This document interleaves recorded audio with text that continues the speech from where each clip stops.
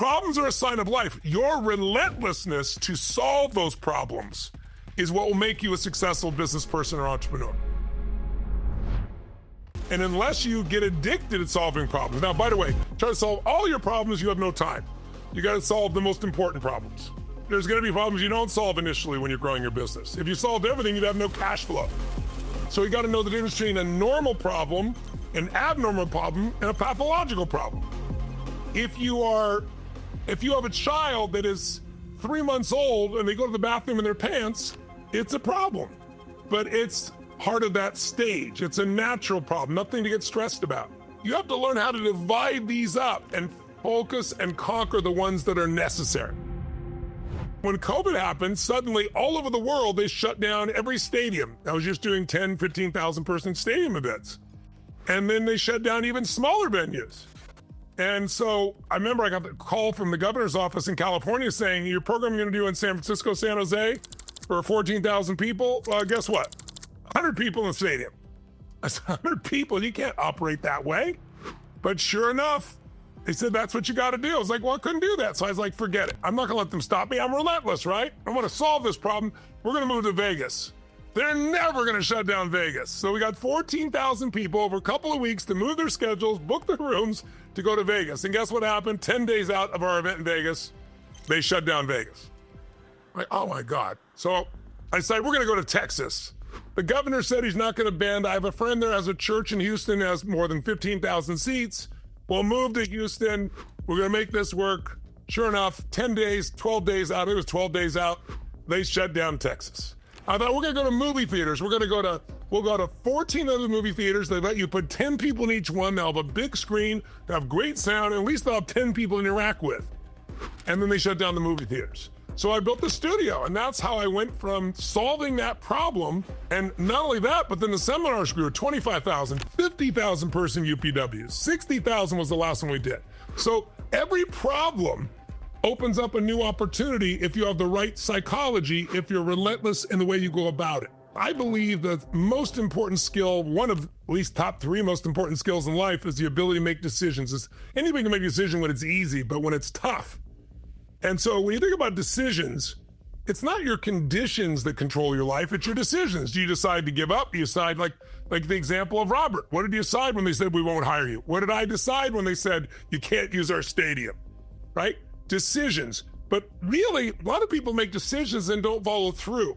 From the moment you decided you were committed, you didn't just decide, you were committed. What's the difference between a decision and a commitment, okay? Decisions are made in the moment. Sometimes it's the easy decision you make in the moment and you follow through. First part is to decide. That means to cut off any possibility except the thing you've committed to. When you make a decision, it comes from incision, right? In Latin, it means to cut off from.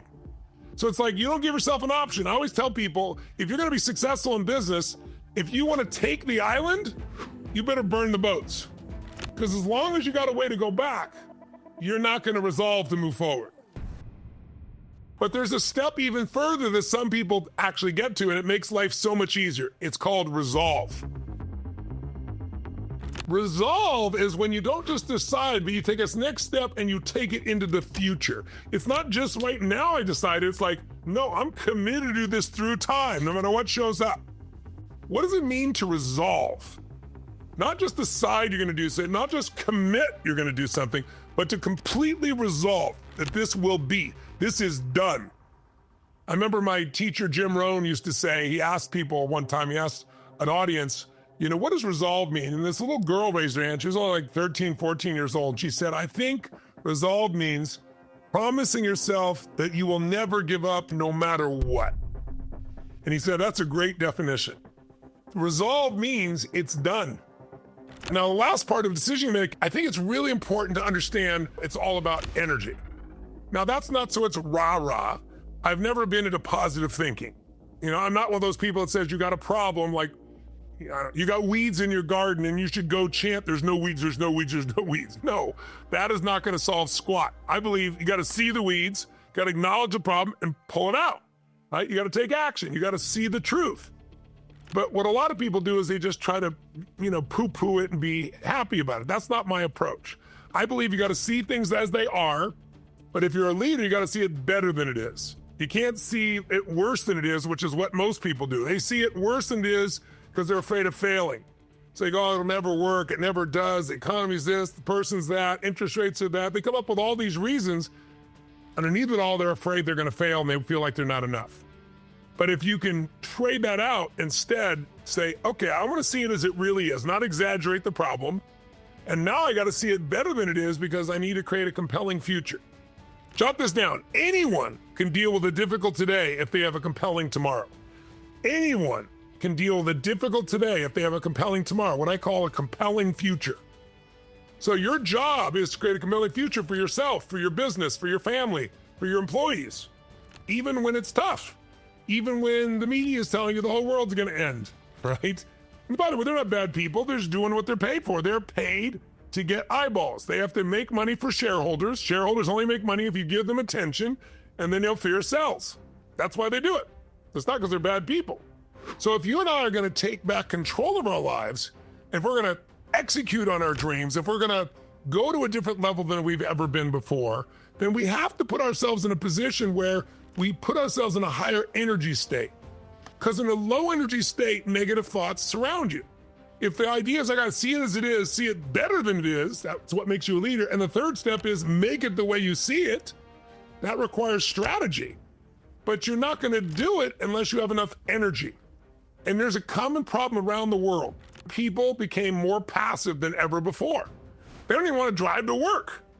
They don't want to get up to do anything. They don't want to dress up in any way, shape, or form. Now, I'm not saying that's bad, but what's when you do it all the time, something interesting happens. Your energy lowers, and you get really comfortable, but comfort doesn't produce drive, and without drive, you don't really produce extraordinary results. So even when you're going to learn something, it's real, or make a decision, it's really important you get yourself in a strong state. When you're in a low energy state, your brain is like, you have the best computer in the world and you don't give it enough electricity, the screen doesn't work. Your brain's the ultimate computer. So when you're low energy, it's hard to come up with solutions. It's easier to see the problems. It's easier to give up. But when you're in a high energy state, right, you know what to do, you know how to do it, you make things happen. So I think it's really important you come up with what seems to be a seemingly impossible goal, not truly impossible, but it seems impossible to you. But you know if you achieved it, it would excite you. What that does is it changes the way you're being. My teacher, Jim Rohn, used to have a phrase. He said, your goals affect you, whatever they are. And some people say, I don't have any goals. And he goes, yes, you do. Your goal is just to be comfortable. And so that's all you get. There's no drive in you, there's no move in you, right?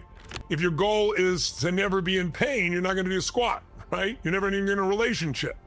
So if you have no goals, that's still a goal. Your goal is just to survive. Your goals affect you whatever they are. So goals that are big enough and compelling enough. And what's compelling for one person might not be for the other. It's what's compelling for you.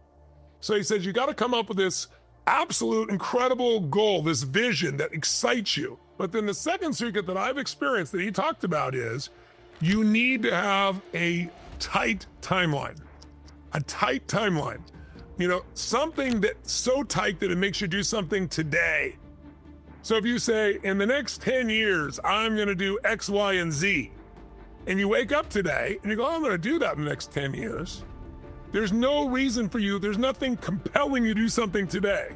But if you say, I'm gonna do this the next 10 years, but that means in the next 36 months, the next 18 months, the next 12 months, I gotta do this step that's so big towards the bigger step, then I gotta think differently about how to achieve that. Who's ever been in a state where you couldn't remember your own cell phone or your email address or, now you know the answer, but when you're in that state, you just can't remember. But within a few minutes, if you move around, you change your state a little bit without even knowing you're doing it, you remember. Well, how many of you have also been in the opposite state? Where you got on a roll, where you were flowing, like, I don't care, you're hitting the tennis ball perfectly, or you're doing a talk, and everything just went so smooth, so great, that you looked at yourself and said, I'm impressed, I did that, that was me, right? So you're the same person. The only difference is the state you're in.